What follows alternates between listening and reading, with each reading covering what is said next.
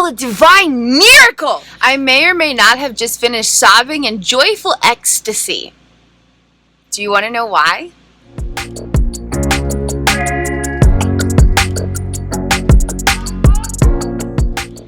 The other day, while playing with my inner child and connecting with my wifey Boo Bear, who is the adult self I am today, and hanging out with my best friend who helps bridge those two worlds throughout my unconscious body, mind, linking all aspects of me, I was hanging out with all these aspects of myself, and I was gently musing, while playfully exploring my own miraculous existence.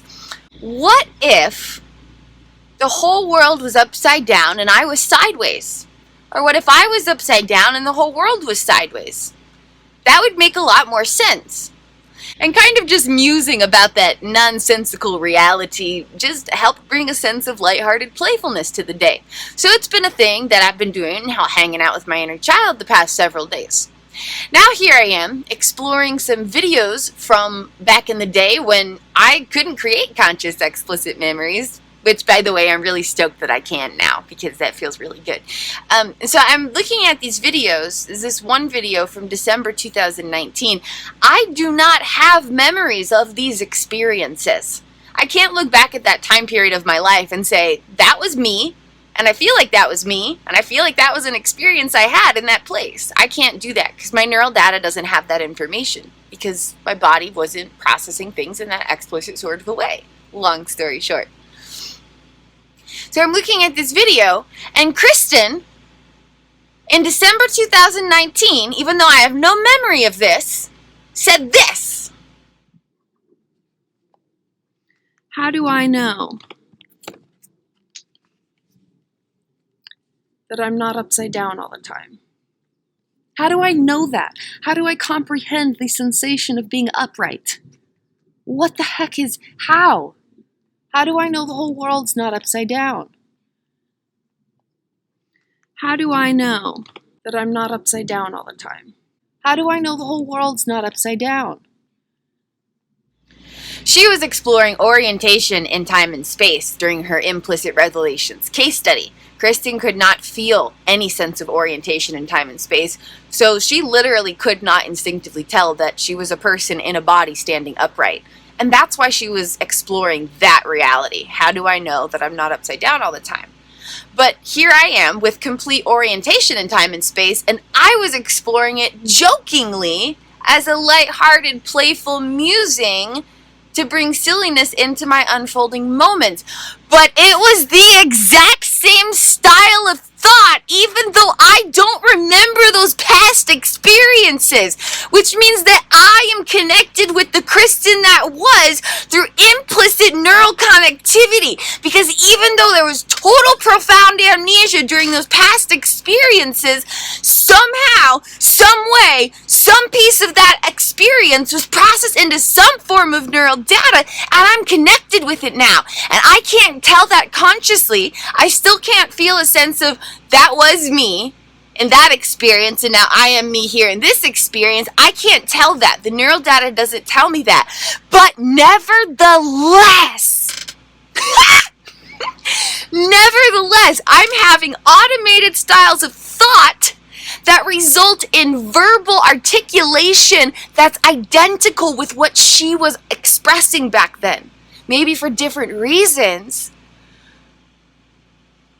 But our thoughts and our style of creating words and everything comes from our neural wiring. So even though I can't consciously connect with those experiences, I know that the neural data from that time is somehow, in some level, connected with the neural data from this time, because I had a thought and words similar to hers. And it's not like a normal thing. Like there's not like something I just have always gone around being like, what if I was upside down? It's not something that I used to think in the past. That's not something I was thinking a few months ago. You know what I mean? This is a new thought, because there's new neural connectivity, because the implicit neural data from then is connecting with now, even though there is no explicit neural data. It's just, what if the whole world was upside down and I was sideways? Or what if I was upside down and the whole world was sideways? That would make a lot more sense. How do I know that I'm not upside down all the time? How do I know the whole world's not upside down? It's just miraculous and fascinating and astounding, and it brings my heart so much hope for the power of healing. Because even if I cannot ever get the explicit memories from all of these years of miraculous healing experiences, the implicit neural data is there and it is connecting, and more of my consciousness is coming home in the process, but I don't have any direct awareness of it. I only catch clues of it through the 0.02% or whatever amount of my conscious self I actually have access to, or my neurophysiological applications of consciousness that I have direct perception and immediate awareness of within my unfolding realities. It's all a divine miracle!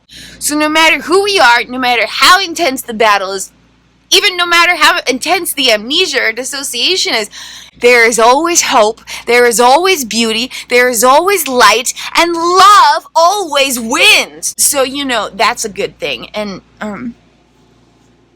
the baby bunny in my lap, the baby bunny also agrees. So just wanted to share this to bring some lighthearted, hope-filled love to the world, because even if we're going through some crazy shenanigans, our brain and our body have infinite potentials to experience healing, restoration, and loving liberation to ignite personal transformation.